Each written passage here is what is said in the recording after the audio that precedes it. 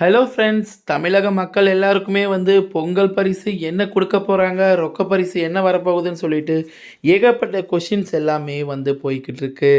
இதில் ஒவ்வொருத்தரும் ஒவ்வொரு மாதிரி சொல்கிறாங்க. ஒருத்தர் 5000 கொடுப்பாங்களோ, இன்னொருத்தங்க 3000 கொடுப்பாங்க அப்படின்னு சொல்லி நிறைய விதமாக சொல்லிக்கிட்டு இருக்காங்க. அப்படின்னு சொல்லிட்டு நிருபர்கள் எல்லாருமே அமைச்சர்கிட்ட கேட்கும்போது அமைச்சர் என்ன சொன்னான்னு பார்த்தீங்கன்னாக்கல, அது எல்லாமே கண்டிப்பாக ரொக்க பணம் இப்போ கொடுக்கவே செய்வோம். அதுவும் முதலமைச்சரோட உத்தரவின் பேரில் 5000 3000 நாங்கள் சஸ்பென்ஸாக வச்சுருக்கோம். எல்லாருக்குமே ஜனவரி ஃபஸ்ட் வீக்கில் தான் உங்களுக்கு தெரியப்படுத்துவோம் அப்படின்னு சொல்லிட்டு சொல்லியிருக்காங்க.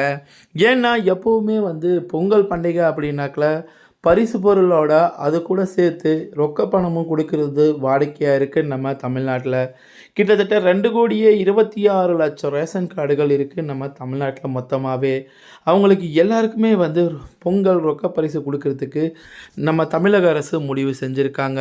தமிழக அனைத்து ரேஷன் கார்டுகளுக்கும் பொங்கல் பரிசு தொகுப்புடன் ரொக்கம் வழங்க தமிழக அரசு முடிவு என தகவல் கொஞ்ச நேரத்துக்கு முன்னாடி தான் இந்த நியூஸ் வெளியே வந்திருக்கு.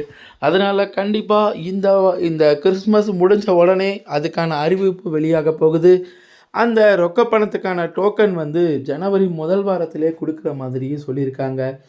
கடந்த டிசம்பர் மாதம் 23ஆம் தேதியே அடுத்து என்ன பண்ணலாம் அப்படின்னு சொல்லிட்டு எல்லாருமே யோசனை பண்ணிகிட்டு இருக்காங்க திமுக சைட்லேருந்து. அதில் தான் நம்ம இபிஎஸ் என்ன பண்ணாருன்னு பார்த்தீங்கன்னாக்கா, எதிர்க்கட்சி தலைவர் அவர், நாங்கள் ஆட்சியில் இருக்கும்போது 2500 கொடுத்தோம்.